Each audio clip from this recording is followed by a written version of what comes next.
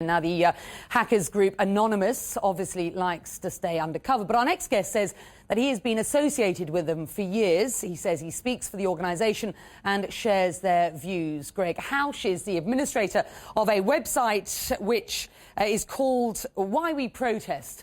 And he joins us now live from Boston, prepared to show your face, Greg. You say then you speak for Anonymous. We can't verify that, so talk me through it. I have never said that I speak for Anonymous. That is something pretty bad to say in the eyes of Anonymous. Simply by being here in front of you, I'm not anonymous. Here's my name, here's my face. Right, OK, forgive me for that, but I thought when you spoke to my producer earlier on that you'd said that you felt that you could speak for Anonymous. Am I not right? I can speak for what's going on. I'm sitting there in all the chat channels. I'm on all the websites. I've been involved in past anonymous actions, such as the attacks on the Church of Scientology. But I personally am not taking part in any of the illegal activities. I just am trusted by a lot of these people, and I'm around all their inner circles. OK, so you're not complicit in what's going on at present, but you're aware of how things work. Tell us in your own words, then, what these guys are trying to achieve. You know, everyone on there, being that there's so many people from so many different countries, have their own ideas, but it all revolves around the idea that information is free. And one of the big goals here is, we live in a free society where the press has certain freedoms, journalists have certain freedoms, and from this side of the fence, it looks like WikiLeaks really is, working as a journalistic organization. They're working with The Guardian and all these other already existing journalistic organizations to do what they're doing. So we believe they deserve those same protections. Right. And we find it very interesting that all these organizations are, canceling their accounts or denying, charges like Visa, MasterCard, PayPal. Listing off very clearly. Sorry, let me just stop you there. How, though, do the ends effectively justify the means? How do, and the means being disrupting me and millions of our viewers from using facilities like MasterCard, Visa, Amazon, which, let's be honest and face it, they weren't able to bring down today, just before Christmas, for example. How do the ends justify the means, do you think?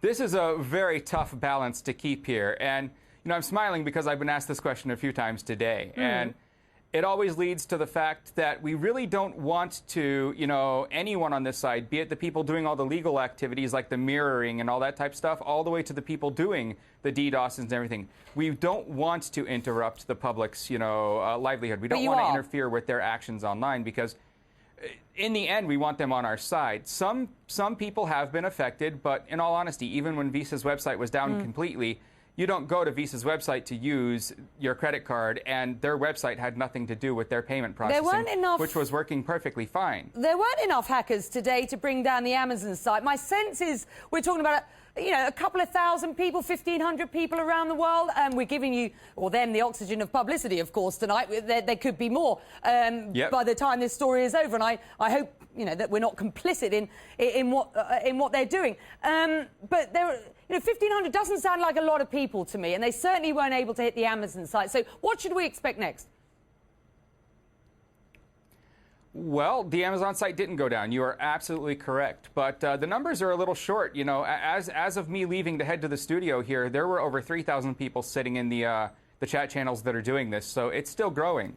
And, the complicit line you used there, that's a bit tough because one of the reasons the DDoSes are so effective is not necessarily that sites go down, but that every time these DDoSes happen, people like me and people like you end up talking about it. Yeah, talk to me about DDoSes. So they're going to keep doing it because it keeps generating the press. Remind our viewers what DDoSes are. These are DIY online tools, of course.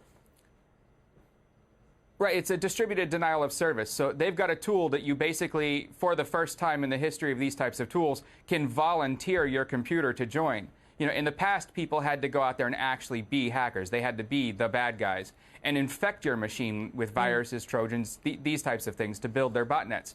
This time, the public is joining the botnet of their free will and giving up their computers, and possibly with the knowledge that this is, an illegal activity, and they're still joining. The and public a lot being of it has to do with the press coverage that's been going on. Let me ask you this. The fact that in recent months, some of Assange's closest associates are rumoured to have deserted him. They've called him autocratic, they've called him capricious, they've accused him of reneging on a promise of impartiality when he's gone after the states specifically. Doesn't that make you and those that you've been observing conducting themselves in this way just feel slightly uncomfortable?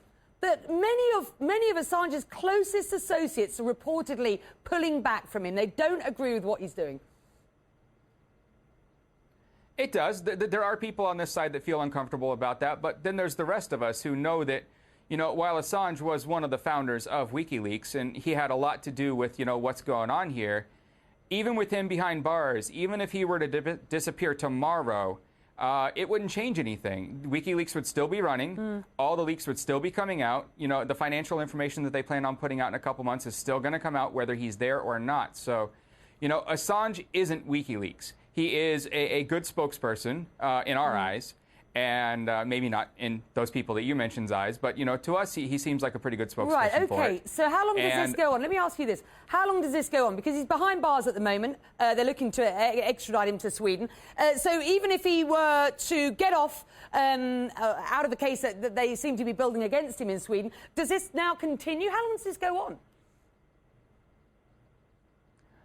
In all honesty, everyone on the site has no idea. They want it to continue going until they've won. Whatever that means, winning? I mean, that's a lofty goal, freedom of information. What's winning at this point?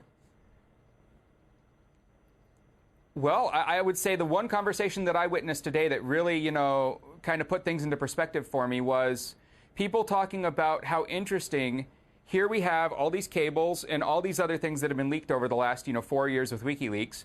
A lot of them being evidence of crimes. I won't speak to specific ones, but, you can find them all online in the cables. And they are all being ignored. All the various crimes that here's proof, logged right here, here's what happened, here's the name, here's even the dollar value of what was in that briefcase that this guy took.